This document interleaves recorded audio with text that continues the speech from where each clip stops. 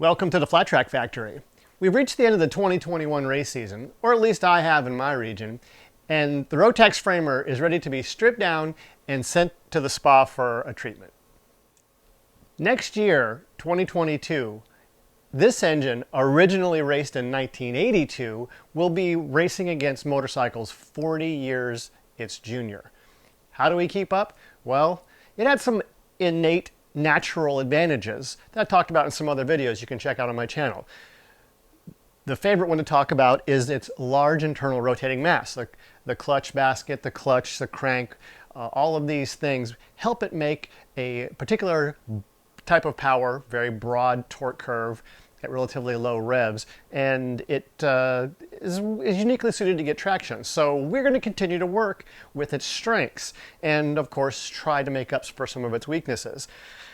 One of the biggest weaknesses is this clutch was made to handle about 35 horsepower, and it just doesn't like what it's asked to do. So I've really been pressing my guru, General Engineering, Jerry Wilhelmy, a bit of a legend, I guess, to fix it. And it's not going to be easy. I don't know that it's fixable, but we have a pretty cool idea, or he does anyway, and I'm just egging him on, that we can modernize some of the clutch problems and strengthen that.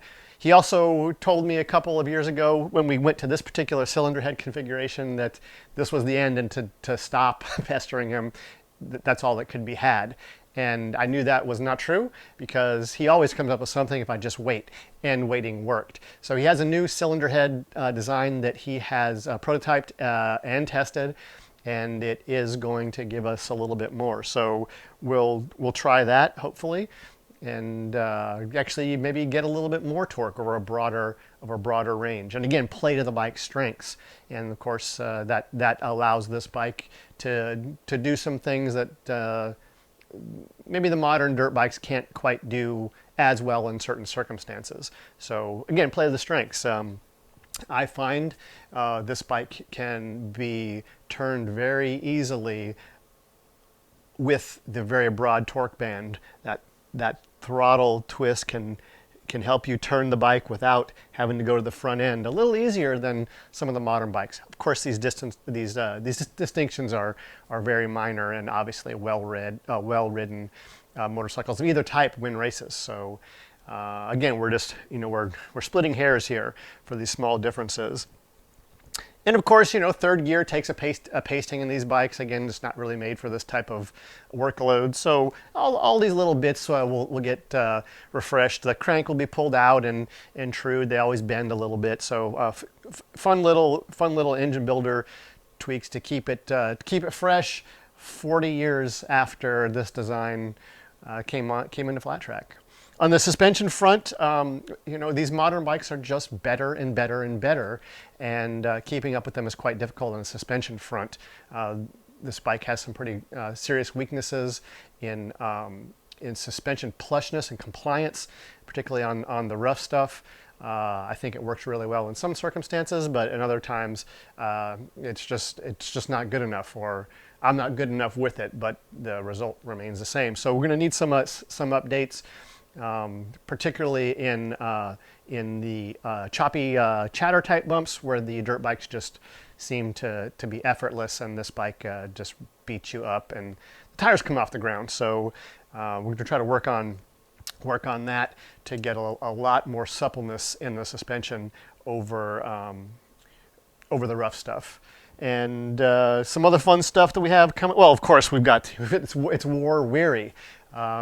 Racing against these AFT kids, they give no quarter, so got some dings in the exhaust there, which break my heart. And the bodywork, of course, is scuffed up, and we'll have to come up with another wrap or a paint job. We'll have to see. I think the Reaper livery is quite popular, so I don't know if we'll stick with that or not. We'll see what Reaper Custom Fabrications wants to do for next year. I don't know, maybe get a sponsor and get some fancy new alloy wheels. I think that would be a great look.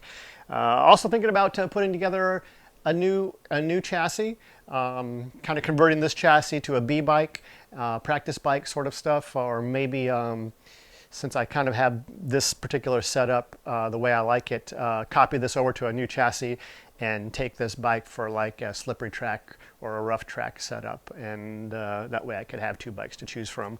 So we'll see. Let's now pull the engine.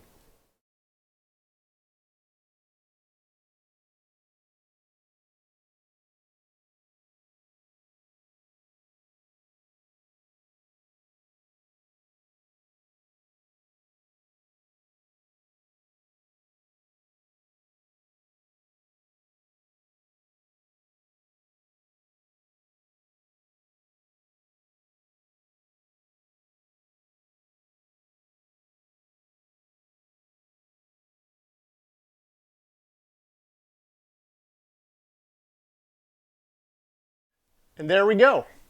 Not much to it, right?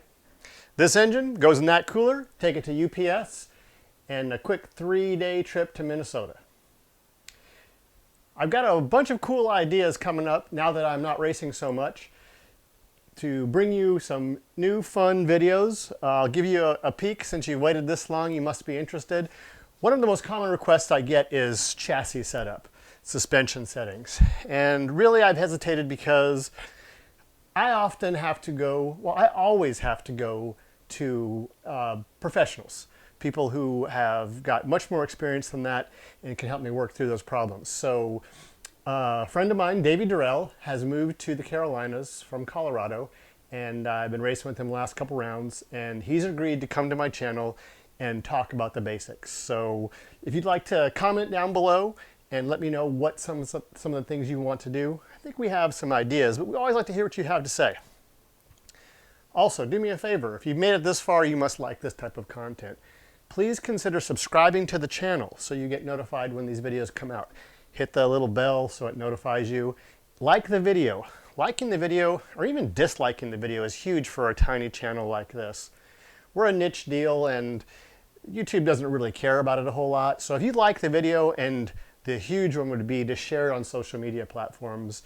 That'll be great. And now check out some of the other videos. The subscribe button will be down here, probably in the middle somewhere. And then YouTube will put up a couple other videos that it thinks you might like from my channel in the past. Thanks for watching.